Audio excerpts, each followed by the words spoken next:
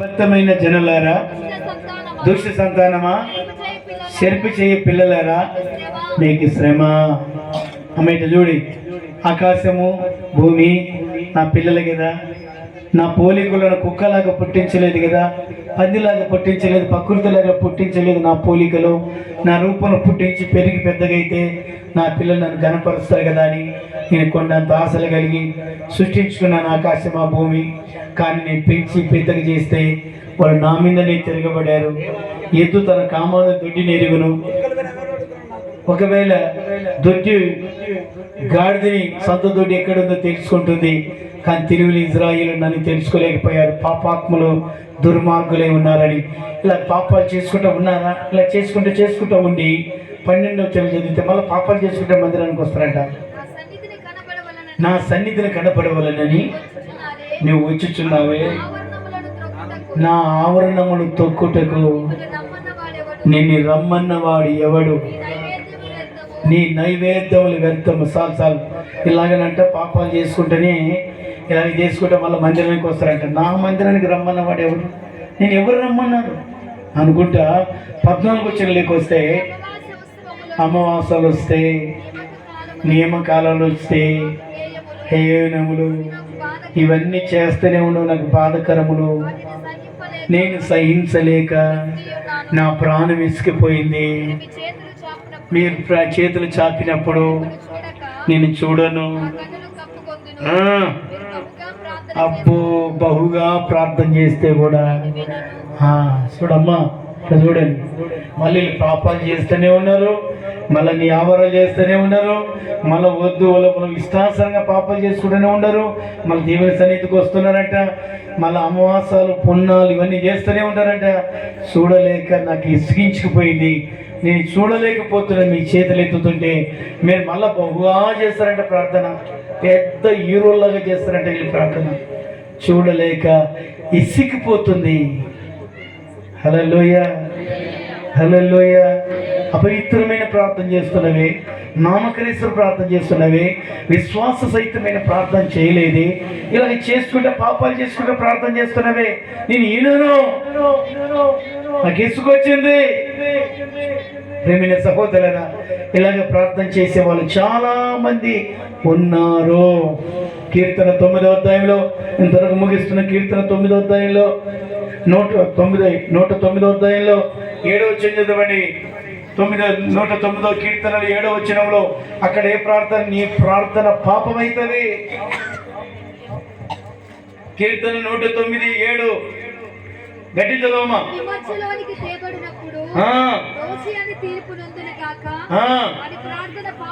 వాని ప్రార్థన పాపం అవునుగాక, వాని జీవిత దినములు కొద్ది దినాలు అవునుగాక, వాని ఉద్యోగమును వేరొక అంటే ఇలా పాపాలు చేసుకుంటా, బలారాధనని పాపాలు చేసుకుంటా, ఆయన రక్తం దాగి పాపాలు చేసుకుంటా, మందిరానికి వచ్చి నాటకాలు చూసుకుంటా, సినిమాలు చూసుకుంటా, పాపాలు చేసుకుంటూ వస్తే వాని పాపమంతా, వాని ప్రార్థన అంతా పాపముగా మారిపోతుందంట. వాడు ఎక్కువ రోజులు కూడా బతకడంట. హల్లెలూయా, హల్లెలూయా. నువ్వు ఎచ్చగనన్నుండు, నిలువెచ్చగానే ఉండు అంటాడు. చల్లగానే ఉండు, ఎచ్చగానే ఉండు, కానీ నిలువెచ్చగా ఉండవద్దు, నా నోటి నుంచి ఉమ్మేస్తాను అంటాడు దేవుడు. నువ్వు నాటకాలు ఆడినవనుకో, దయ్యం పనులు దేవుని పనులు చేసుకుంటూ వచ్చేవనుకో, లోకంలో నాటక చీకట్ల చిందులాడి మళ్ళీ ఎలుగుల చిందులాడేవనుకో, ఎక్కువ రోజులు బ్రతకవు. నీ ప్రార్థన పాపమవుతుంది. దేవుని స్తోత్రం.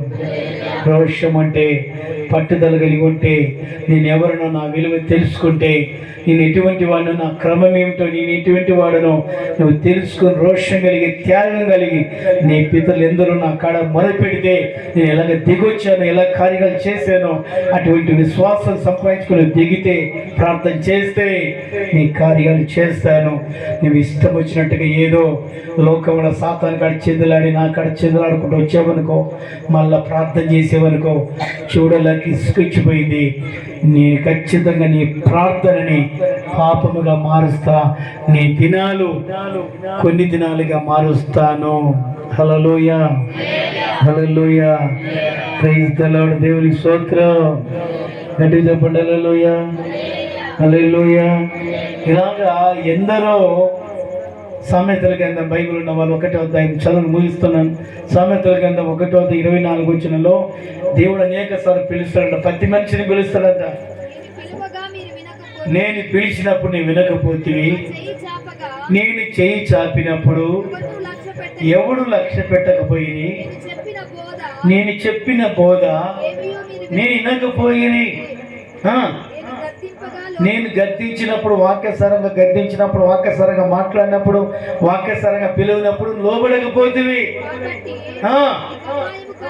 నీకు అపాయం కలిగినప్పుడు నేను నవ్వుతాను, నీకు భయం వచ్చినప్పుడు నేను అపవాసం చేస్తాను, నీకు భయము తుఫాను వలె లేచినప్పుడు సుడిగాలి వచ్చినట్టుగా అపాయము కలిగినప్పుడు నీకు కష్టము దుఃఖము